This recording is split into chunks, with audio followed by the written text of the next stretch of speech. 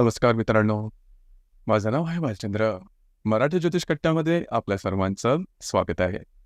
आजच्या व्हिडिओमध्ये आपण चर्चा करणार आहोत प्रेमविवाहामध्ये दोन व्यक्ती असतील पैकी एका व्यक्तीची रास कन्या रास असेल आणि दुसऱ्याची मीन रास असेल, तर त्यांचं जे वैवाहिक जीवन आहे हे नेमकं कशा प्रकारचं असेल. अशा कोणत्या गोष्टी आहेत की ज्या लक्षात घेणं आवश्यक आहे, अशा कोणत्या गोष्टी आहेत की ज्या टाळायला हव्यात, अशा कोणत्या गोष्टी आहेत की ज्या संदर्भामध्ये नक्की काही गोष्टी आपल्याला समजायला हव्यात. दोघांची जे व्यक्तिमत्व आहेत म्हणजे कन्या राशीचं आणि मीन राशीचं हे नेमकं कशा प्रकारचं असेल, त्यांच्या आशा अपेक्षा या नेमक्या कशा प्रकारच्या असतात आणि जर का गोष्ट अगदी टोकाच्या होत असेल तर नेमकं काय करायला हवं, या सर्व संदर्भातली खुलासेवार चर्चा आपण या व्हिडिओमध्ये करणार आहोत.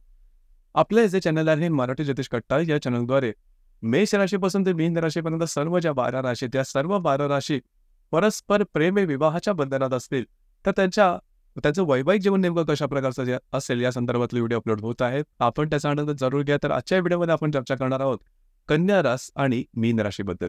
कन्या राशीबद्दल सांगायचं झालं तर कालपुरुषाच्या पत्रिकेमध्ये 6वे स्थानात येणारी ही रास आहे, स्त्री रास आहे. या राशीचा जो स्वामी आहे तो बुध आहे. या राशीचं जे तत्व आहे ते पृथ्वी तत्व आहे आणि ही जी रास आहे ही द्विस्वभाव तत्वाची रास आहे.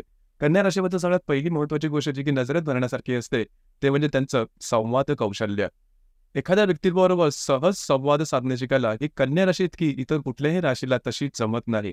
अतिशय व्यवस्थित नीटनेटकं बोलणं, असत बोलणं, मुद्दा कितीही कॉम्प्लिकेटेड किंवा गुंतागुंतीचा आणि गंभीर असे नका, पण कुंभ राशीच्या कन्या राशीच्या व्यक्ती आहेत या व्यक्ती आपलं जे बोलणं आहे ते समोरच्या व्यक्तीला अगदी सहजपणे नीट व्यवस्थितपणे समजावून सांगतील आणि त्याच वेळेला स्वतःकडची जास्त काही माहिती देणार नाही, समोरच्याकडे सगळी माहिती कलेक्ट करते. ही गोष्ट कन्या राशीच्या व्यक्तींना खूप चांगल्या प्रकारे जमते. डिप्लोमसी ज्याला म्हणतो ही सुद्धा कन्या राशीला खूपच चांगल्या प्रकारे जमते.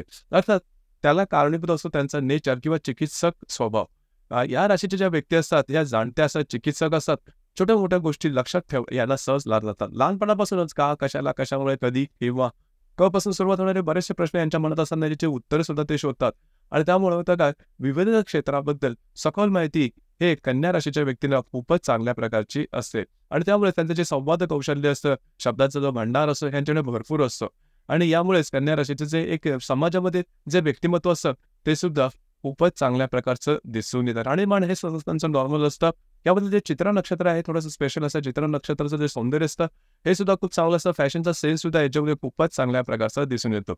दुसरी महत्वाची गोष्ट म्हणजे कन्या राशीचे ज्या व्यक्ती असतात ह्या ज्याला आपण थोडंसं पैशाच्या संदर्भात सांगितलं, प्रॅक्टिकल असतात, व्यवहारी असतात, पैसे कुठे कधी कसे खर्च करायचे या संदर्भातलं नॉलेज त्यांना खूप चांगलं असतं आणि बऱ्याच वेळेस कन्या राशीच्या ज्या व्यक्ती असतात त्यांचं मल्टिपल सोर्सेस ऑफ इन्कम असतं. म्हणजे एकाच इन्कममध्ये ते सहसा अवलंबून राहताना दिसत नाही. वेगवेगळ्या प्रकारचे त्यांची इन्कम किंवा जे उत्पन्नाचे जे स्रोत आहेत ते दिसून येतात. दुसरी महत्वाची गोष्ट म्हणजे कन्या राशीबद्दल सांगायची झाली तर थोडंसं या राशीच्या ज्या व्यक्ती असतात यांचा निर्णय क्षमता असते ही थोडीशी कमी असते. म्हणजे एखाद्या गोष्टीवरती निर्णय घ्यायचा तर पहिल्यांदा त्यांचा हट्ट असतो की आपण जो निर्णय घेऊ हा परफेक्ट आला पाहिजे, 100% करेक्ट आला पाहिजे. परंतु प्रत्येक वेळेला तुमचे निर्णय अगदी अचूक येतील असं सुद्धा नाही, परंतु यांचा तसा हट्ट असतो. त्यामुळे होतं काय की एखादा निर्णय ज्यावेळेस तुम्ही घेता त्यावेळेस तो निर्णय बरोबरच आला पाहिजे अशा प्रकारे ज्यावेळेस विचार करता तेव्हा तुमचा जो विचार असतो हा आणखीन खोल असतो. तुम्ही जास्त प्रमाणात विचार करता आणि एखाद्या गोष्टीने जेव्हा तुम्ही जास्त विचार करता तेव्हा तुम्ही त्या गोष्टीबद्दल निगेटिव्ह होण्याची जी आहे गोष्ट संकल्पना ही थोडीशी जास्त होऊ शकते. तुम्ही निगेटिव्ह होण्याची शक्यता थोडी जास्त प्रमाणात होते आणि यामुळेच पटकन निर्णय घेता येत नाही. दुसरी महत्वाची गोष्ट म्हणजे कन्या राशीच्या व्यक्तीच्या संदर्भात सांगायची झाली तर ही जी निर्णय क्षमता ती आहेच, परंतु एखादा व्यक्ती आणि अलर्ट सुद्धा असतात. कुठल्याही गोष्टीबद्दल कन्या राशीची व्यक्ती एवढी अलर्ट असते तेवढी इतर कुठल्याही राशीची दिसून येणार नाहीत.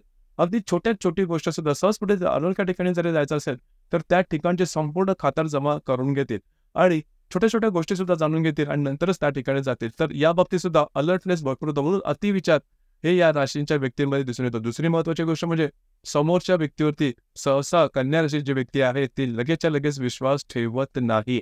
ही गोष्ट थोडीशी स्पेशल आहे. कितीही जवळचा व्यक्ती असला तरी संपूर्णपणे विश्वास ठेवला जाणार नाही. याच्यामध्ये कारण सुद्धा असं बरोबर असतात, कारण एखाद्या व्यक्तीवरती विश्वास संपूर्णपणे ठेवला गेला आणि जर का त्या व्यक्तींनी यांच्याबद्दल काही वेगळा ब्लॅकमेलिंग म्हणा किंवा यांना जज केलं किंवा असा जो स्वभाव असतो तो स्वभाव म्हणजे कन्या राशीच्या व्यक्तींना हे नको असतं.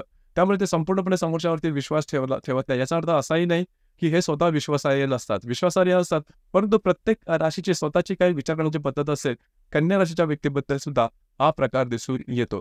दुसरी महत्त्वाची गोष्ट म्हणजे शारीरिक श्रम यांना जमत नाही आणि जर का शारीरिक श्रम जास्त प्रमाणात झाले तर लवकर मलून होतात किंवा दमून जातात. परंतु बौद्धिक क्षेत्राशी संबंधित सगळी कामं किंवा कम्युनिकेशन स्किल जिथे आहेत त्या संदर्भात सगळी कामं जी आहेत ही कन्या राशीच्या व्यक्ती खूप चांगल्या प्रकारे करू शकतात. कमिशनचे धंदे सुद्धा खूपच चांगल्या प्रकारे दिसून येतात. अर्थात करिअरच्या बाबतीत तसा काय प्रॉब्लेम येत नाही, कारण पैशाच्या संदर्भात या व्यक्ती चिकित्सक असतात आणि त्यामुळे पैसे कधी कुठे कसे खर्च करायचे मगाशी सांगितल्याप्रमाणे याचं उपजत ज्ञान हे कन्या राशीच्या व्यक्तींना खूपच चांगल्या प्रकारे असतं. आता यानंतर आपण चर्चा करणार आहोत मीन राशीबद्दल. मीन राशीबद्दल सांगायचं झालं तर कालपुरुषाच्या पत्रिकेमध्ये व्यय स्थानात येणारी ही रास आहे. या राशीचा जो स्वामी आहे तो गुरु आहे. स्त्री रास आहे. राशीचं जे तत्व आहे ते जलतत्व आहे आणि ही जी रास आहे ही रास द्विस्वभावाची रास आहे. सगळ्यात पहिली आणि महत्वाची गोष्ट की जी मीन राशीमध्ये दिसून येते म्हणजे त्यांचं सौंदर्य, अभिजात सौंदर्य लाभलेली अशा प्रकारची ही रास आहे आणि हे सौंदर्य कॉस्मेटिक अजिबात नसतं. त्यामुळे कुठल्याही प्रकारची फॅशन अगदी साधे सिंपल कपडे जरी यांनी घातले तरी ते उठून दिसत, कारण याच्याकडे सौंदर्याचं लेणं असतं. दुसरी महत्वाची गोष्ट म्हणजे मीन राशीच्या व्यक्ती असतात या बऱ्याचशा इमोशनल असतात, भरपूर इमोशनल असतात. छोट्या मोठ्या गोष्टीमुळे लवकर दुखावल्या जातात, लवकर सुखावल्या सुद्धा जातात. याचप्रमाणे या गोष्टी या ज्या राशी समोरच्या व्यक्तीचा खूप आदर करतात. म्हणजे आपल्या बोलण्याने वागण्याने समोरचा दुखावला जाणार नाही याच्याकडे त्यांचा कटाक्ष असतो. तिसरी महत्वाची गोष्ट म्हणजे या राशीच्या ज्या व्यक्ती असतात त्या दुसऱ्यांची मदत करायला नेहमी धावतात. म्हणजे या राशीत दुसऱ्याची मदत करणाऱ्या राशी दुसऱ्या नाहीत. अर्थात जी दुसरीच गुरुची रास आहे धनुराशी सुद्धा दुसऱ्याची मदत करण्याला धावते. पण या राशीबद्दल स्पेशल असं आहे की हे रास समोरच्याला शक्य तेवढी सगळ्या प्रकारची मदत करते. त्या व्यक्तीने जरी फिरून यांना फसवलं तरी सुद्धा परत जाऊन ज्यावेळेस त्या व्यक्ती त्रासामध्ये असेल त्याला मदत करणारी ही एकमेव रास आहे. त्याच्यामुळे मदत करणं हा यांचा स्थायी भाव आहे. दुसऱ्यांचं दुःख यांना बघवत नाही. दुसरी गोष्ट म्हणजे लोनलीनेस, एकटेपणा यांना करमत नाही. म्हणजे बऱ्याचशा व्यक्तींच्या घराण्यात असून सुद्धा या राशीच्या ज्या व्यक्ती असतात या स्वतःला एकटेपणा फील करू शकतात. लक्षात घ्या हे कधी होतं ज्यावेळेस त्यांच्या प्रेमाचा माणूस, त्यांच्या विश्वासाचा माणूस ज्यावेळेस त्याच्याबरोबर थोडंसं वेगळं वागायला लागतो त्यावेळेस त्याच्या मनात चुकचुकते संशयाची आणि मग त्याला एकटेपणा वाटू लागतो आणि हा एकटेपणा पूर्ण त्यांचं व्यक्तिमत्व स्वतःच्या कवेत घेतो आणि त्यांचं व्यक्तिमत्व हरपल्यासारखं वाटतं. त्यांना त्याची एनर्जी संपल्यासारखं वाटतं. डिप्रेशन, फ्रस्ट्रेशन त्यांना आल्यासारखं वाटतं. कधी कधी ते रात्री झोप सुद्धा लागत नाही. स्वतःला अंडर एस्टिमेट करतात, म्हणजे स्वतःला कमी लेखायला लागतात आणि ही भावना अतिशय वाईट असेल ज्यामुळे त्यांचं संपूर्ण व्यक्तिमत्वच थोडंसं कोमेजून जातं. याकडे लक्ष देणं गरजेचं आहे. तसं पाहिलं तर जी मीन रास आहे या मीन राशीच्या व्यक्ती थोड्याशा भाग्यवान असतात किंवा नशीबवान असतात. कारण मीन राशीमध्ये ज्याला आपण डिसिप्लिनपणा म्हणतो किंवा कार्य करण्याची क्षमता किंवा मेहनतीपणा किंवा वेळेचं महत्त्व किंवा कमिटमेंट या गोष्टी थोड्याशा कमी असतात आणि एवढं असूनही सुद्धा जीवनामध्ये अतिशय व्यवस्थितपणे सेटल होताना दिसतात मीन राशीच्या व्यक्ती. भावभावना यांच्या एकदम ट्रान्सपरंट असतात, पारदर्शक असतात. ज्या गोष्टी त्यांच्या हृदयात असतात त्या त्यांच्या ओठावर सुद्धा दिसून येतात. त्यामुळेच या राशीच्या ज्या व्यक्ती त्या अतिशय ट्रस्टवर्थी असतात. म्हणजेच एखाद्याच्या अपरोक्ष एखाद्याबद्दल वाईट बोलणं किंवा चिकित्सा करणं त्यांचा ही गोष्ट मीन राशीच्या व्यक्तींना जमत नाही. मीन राशीच्या व्यक्ती ह्या बिनधास्त खर्च वगैरे करणाऱ्या असतात, जीवनाचा आनंद लुटणाऱ्या असतात. परंतु बेधुंदपणा, बेफिक्रेपणा किंवा ॲरोगंटपणा, बेधडकपणा हा प्रकार मीन राशीच्या व्यक्तीमध्ये तसा दिसून येत नाही. जसं आपण चर्चा करतो आहोत की प्रेमविवाहामध्ये कन्या आणि मीन रास असेल तर अर्थात दोन्ही ज्या राशी आहेत, स्त्री रास आहेत, दोघांमध्ये भावना जबरदस्त आहेत आणि भावनिक गुंतवणूक सुद्धा चांगले होते आणि कालपुरुषाच्या पत्रिकेमध्ये समोरासमोर येणाऱ्या या राशी आहेत त्याच्यामुळे एक आपसूक एक अट्रॅक्शन या दोन्ही राशीमध्ये जमत येतं. आता बऱ्याचशा गोष्टींमध्ये पुढचा वेगळापणा सुद्धा असतो. जसं की कन्या राशीच्या व्यक्ती आहेत ह्या चिकित्सक असतात, चौकस असतात, हा भाग मीन राशीमध्ये दिसून येत नाही. कन्या राशीच्या व्यक्ती व्यवहारी असतात, हा भाग सुद्धा मीन राशीच्या व्यक्तीमध्ये दिसून येत नाही. कन्या राशीच्या व्यक्ती अतिशय बोलक्या असतात, डिप्लोमॅटिक असतात, हा भाग सुद्धा मीन राशीमध्ये दिसून येत नाही. परंतु मीन राशीमध्ये जे आपलं माणुसकी म्हणतो, माणुसकीचा जो स्पर्श असतो हा मीन राशीमध्ये जबरदस्त दिसून येतो. कधी कधी तो कन्या राशीमध्ये दिसून येत नाही. अर्थात डिफरन्सेस असतात. कुठलीही दोन माणसं सारखी नसतील. कन्या रास आणि मीन राशीमध्ये सुद्धा डिफरन्स असतात. पण हे जे डिफरन्सेस आहेत हा जो वेगळेपणा हा तुम्हाला त्याच्यामध्ये ऍडजस्ट करता येऊ शकेल आणि अर्थातच विवाहामध्ये ऍडजस्टमेंट ही अतिशय महत्वाची ठरते. कुठलाही विवाह जर का असेल दोन माणसं कधीही मेड फॉर इच अदर हा भाग नसतो. मेड फॉर इच अदर हा भाग कधी होतो ज्यावेळेस तुम्ही समोरच्या व्यक्तीला तो जसा आहे तसा ज्यावेळेस तुम्ही स्वीकारता त्यावेळेसच मेड फॉर इच अदर ही जी संकल्पना ही खऱ्या अर्थाने आयुष्यात उतरू लागते. तर या संदर्भातच जर का तुम्ही एकमेकांना सांभाळून घेतलं, ऍडजस्ट केलं तर कुठल्याही प्रकारचे कॉम्प्लिकेशन येणार नाहीत.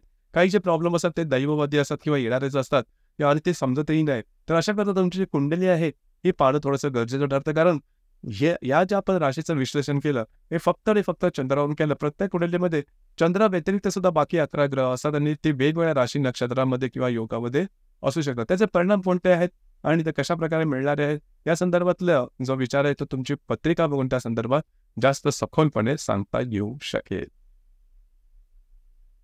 तर मित्रांनो, हे होतं प्रेम विवाहामध्ये कन्या रास आणि मीन रास असेल तर त्यांचं जे वैवाहिक जीवन आहे हे नेमकं कशा प्रकारचं असेल या संदर्भातली चर्चा. आपल्याला हा व्हिडिओ कसा वाटला, आपण त्याचा अनुभव कशा प्रकारे घेतला नक्की कळवा. आणि आपलं हे जे चॅनल आहे मराठी ज्योतिष कट्टा हे सुद्धा लाईक, शेअर आणि सबस्क्राईब नक्की करा. धन्यवाद.